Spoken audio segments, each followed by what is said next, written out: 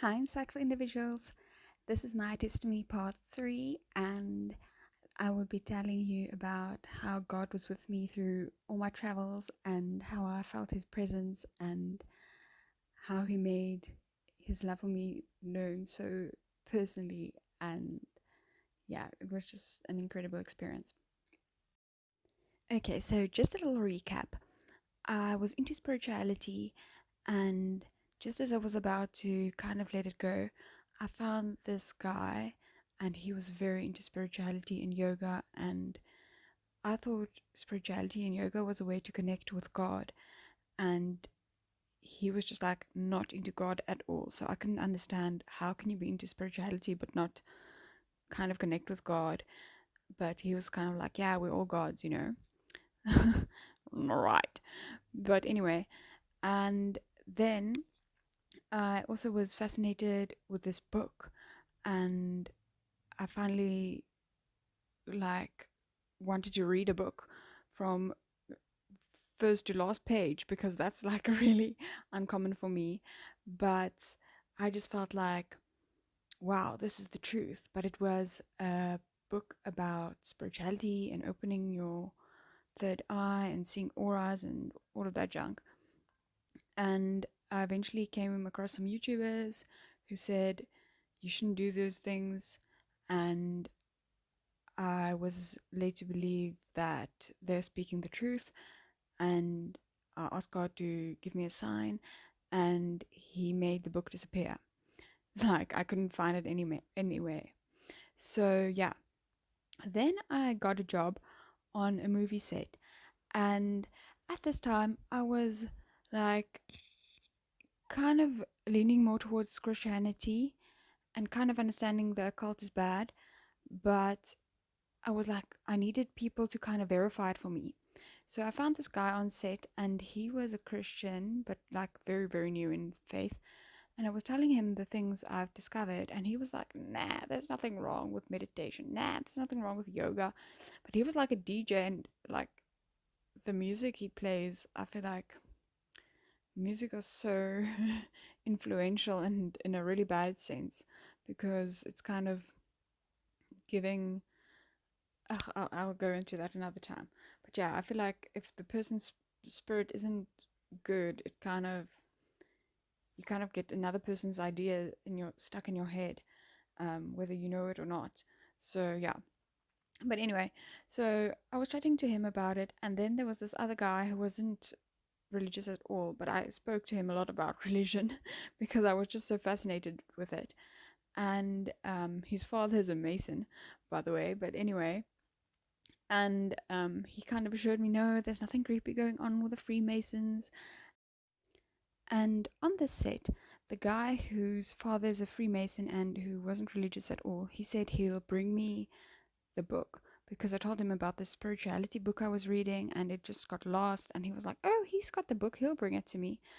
But in the entire time we were filming, it was probably like 6 weeks, he didn't bring it once. Like, he forgot. And I'm so grateful for that because that just solidified my understanding that I shouldn't be messing with those things.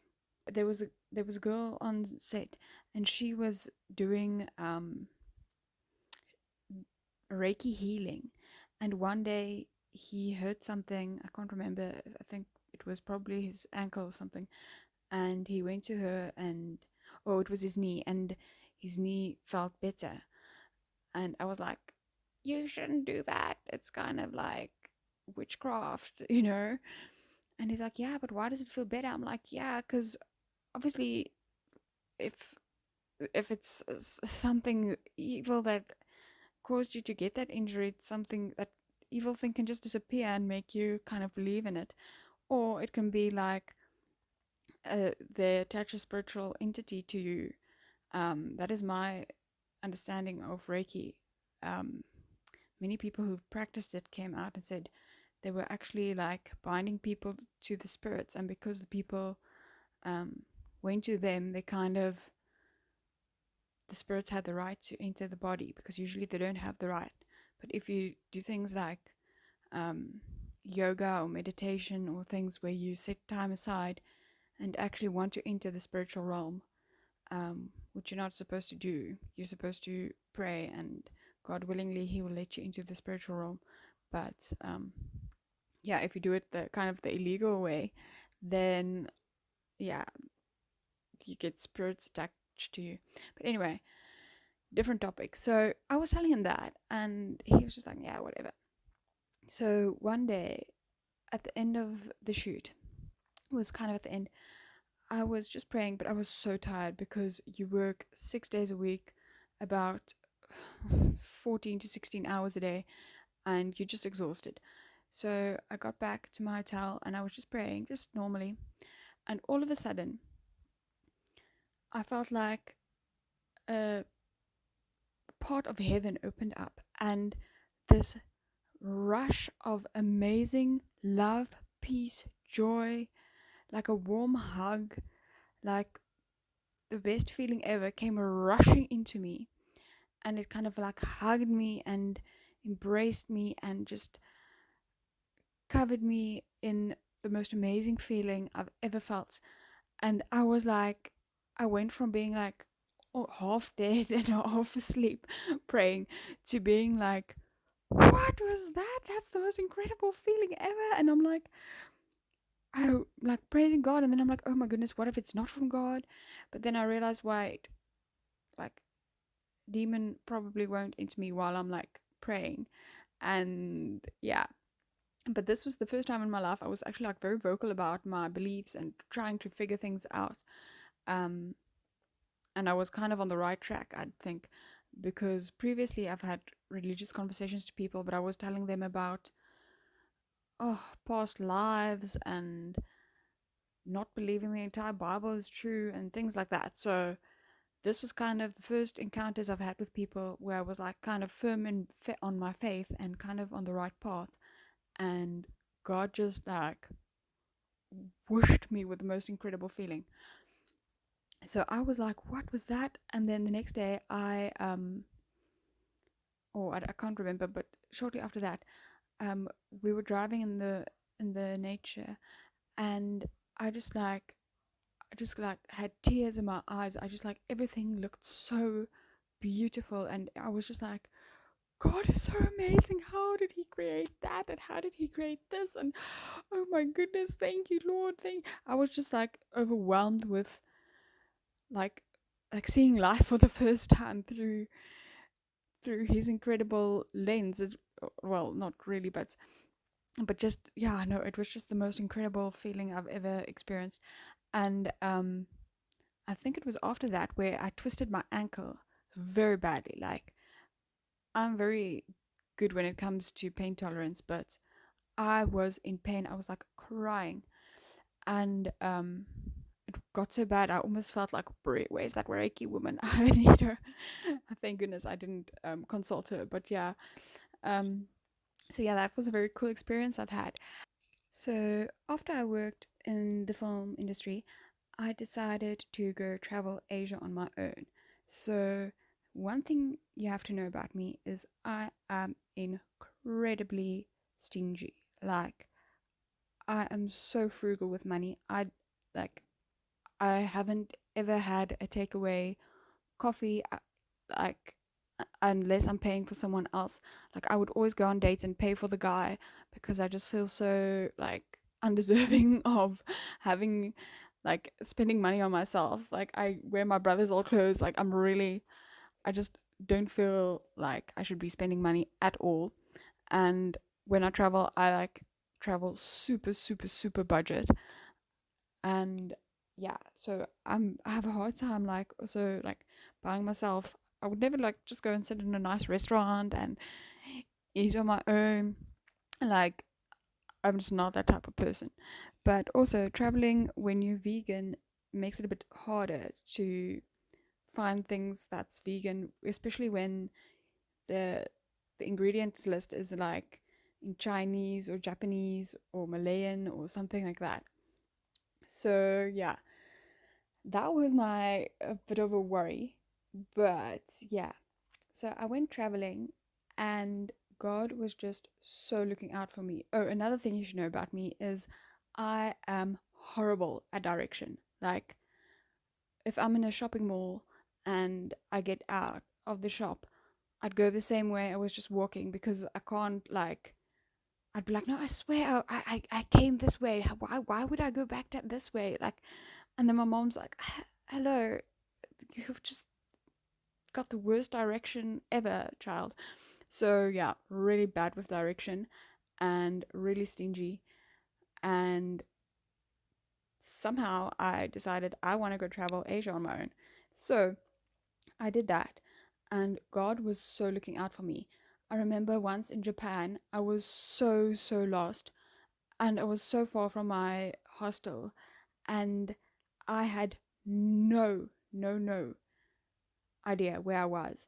And my hostel sat in such a small little back alley that I couldn't remember. And the thing about Japan is all of the shops, and there's like a billion. I'm exaggerating here, but there's so many 7-Eleven, so many Family Mart, so many of the same stores, and it was just so hard to distinguish where exactly my place is. So it was like late at night, and I thought, oh, I just get the train back. But then my phone died, and obviously maps is on my phone. So me having to get back to my hostel was literally God sent. Like, it was like a holy, like an angel was just showing me the way, guiding me back to my hostel, and I just, I was just so grateful. Then, same thing in China. Like my phone always seemed to be undercharged, and I, this might seem so dumb, but I had no idea of like a spare battery pack or those things. So yeah, and like I said, I'm very stingy, so I would not even go and buy that.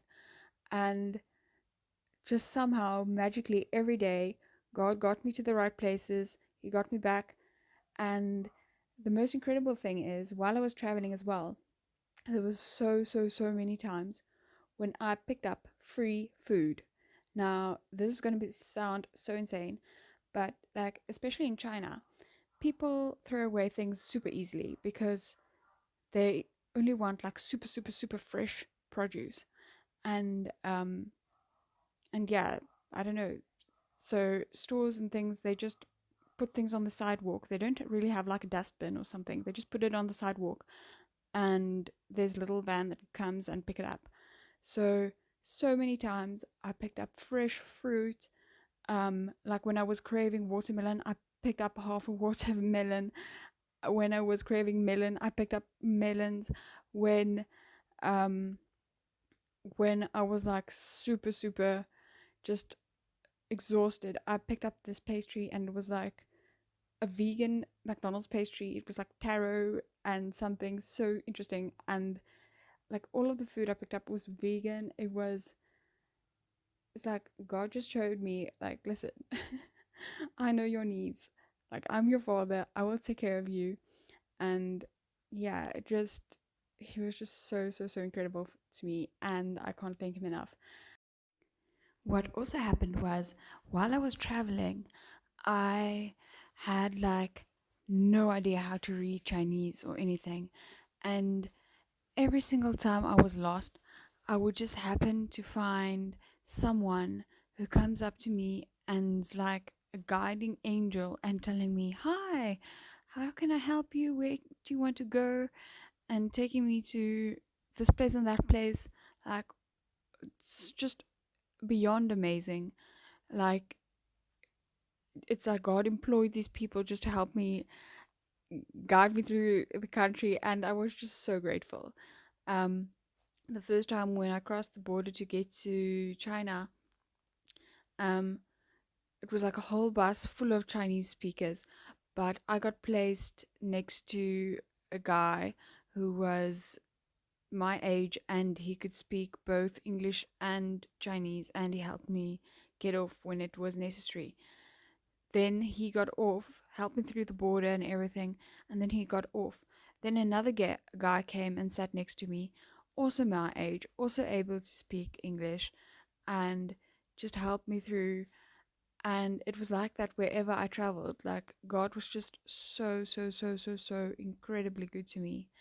And also seeing like people living in super poverty but just being so happy, that also just blessed me so much. um and yeah, it was quite sad to learn that like religious gatherings were very controlled um in China, and they're not really allowed to practice a faith in some countries, in some provinces. You can have your child taken away if you teach them. Um, yeah, it's just really bizarre. So I was just so grateful to have had the knowledge of Christ. And another thing, one night I was just feeling so heavy. I was just feeling like, God, I can't do this anymore. I like I just realized all my sins just came rushing to me. I'm like, oh my goodness, I think I'm such a great person, but think of this. Think of how different then their lives could be if I wasn't like this and that. And then all of a sudden, I just felt so heavy and so down, and I just felt like I don't mind losing it all right now. And I just like out loud just said, God, I'm so sorry about this. I know I did this. I'm like, I just confessed my sins out loud, and I'm just like, God, I just need your help. Then all of a sudden, an- another foreigner friend of mine messaged me, and she's like, "Hi, do you want to go out?" And I'm like, I knew that might have been like God, like trying to get me help me reach me out of this depression. But I was just like, I'm just having a mental breakdown right now. Just leave me alone, type of thing. And then I don't think she responded again, but I knew I could go out right now, but I just felt like I just need to, sometimes you just feel like you need to be sad. Anyway, and then I took a shower, and all of a sudden, I just felt so much better and lighter, and wow, I just couldn't believe like how much greater I felt. And I don't know if it was like a mini baptism that happened, or if it was just the feeling of fresh water on your skin. But I felt just so much better and so lighter and so refreshed. Um, so I also had this urge for learning more bubbling up in me, and like once I realized, I always thought like, oh, the news is true and the Bible is fake. Once I realized the news is fake and the Bible is true, like my entire life changed. I was like, I couldn't get enough of the Bible. I couldn't get enough of people's testimonies. And I came across this one girl, and she said, well, sometimes you just have to pray for faith. And she said she felt so bad saying that because like God gives us everything, at least we can have faith. But she said like, sometimes you just have to pray for faith. And I realized I'm too scared to pray for faith. And I was like thinking, why is it that I'm scared? And I was like, what if God expects me to eat things I don't like, or do things I don't like? And it came to a point where I was like, okay, so I'm just afraid to give myself to the God because of my attachment to sins. And that is so dumb because yeah, it's going to be a very bad trade-off. So when I was ready, I prayed for faith, and I had the most incredible, that same but even better and bigger rush of love, peace, joy, happiness, comfort, security, and power I felt inside of me. And I just felt like I need to get baptized now. I was like thinking, where can I go? But now I was in China. Like I didn't know any other Christians. So, well, there were a few, but I didn't know if they're really, some people just say they're Christian, but they're not, like, they don't have the Holy Spirit in them. But I just felt like I need to go get baptized. Um, and yeah, I just felt this rush of love, peace, and power. And evening when I was sleeping, I had a dream of my dad and my mom and my brother, like kind of floating away, and I was one of the few left, and there was like animals lined up, but I could tell they like kind of symbolized Christians, and I kind of had to make the decision: am I gonna have my neck chopped off, like they do at slaughterhouses? And like once I opened my eyes and I realized the dream, and I made the decision like, yes, I'm willing to have my whatever done. I'm willing to die for God. That was when I had this incredible rush of love, peace, power, like the most incredible feeling. And I felt like I could go and heal the world and tell the world about God. But obviously, I didn't. Um, but yeah, I had so much love and admiration, and I'm just so grateful for God because I really don't deserve it. I can't believe he just came to me when I was just not deserving it at all, but realizing who he is and his truth is just so incredible. And yeah, like I read the Bible twice a day now, and I just get so much information. Like it's like God speaking through me, and then I get the answer on. Oh, I watch a YouTube video and I think of a question, and then I open the Bible and I get the answer. Um, Also, the guy who was so into spirituality, um, he's quite well off, and one day he was calling me and telling me kind of like, he doesn't believe in marriage, but he wants me to kind of have his baby one day. I mean, and I was like, and I was just like crying because he didn't get it, because I didn't want to be rude. So I was kind of trying to tell him nicely, like, no, I'm not interested.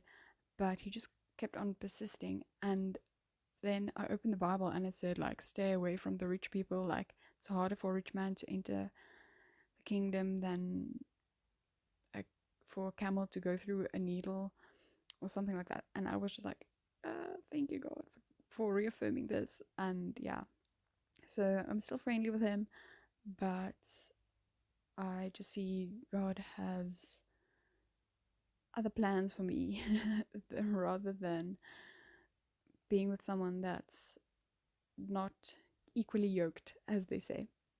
Thank you so much for listening. I really appreciate it. I hope this has blessed you, and share a bit of your testimony in the comments below. Bye bye.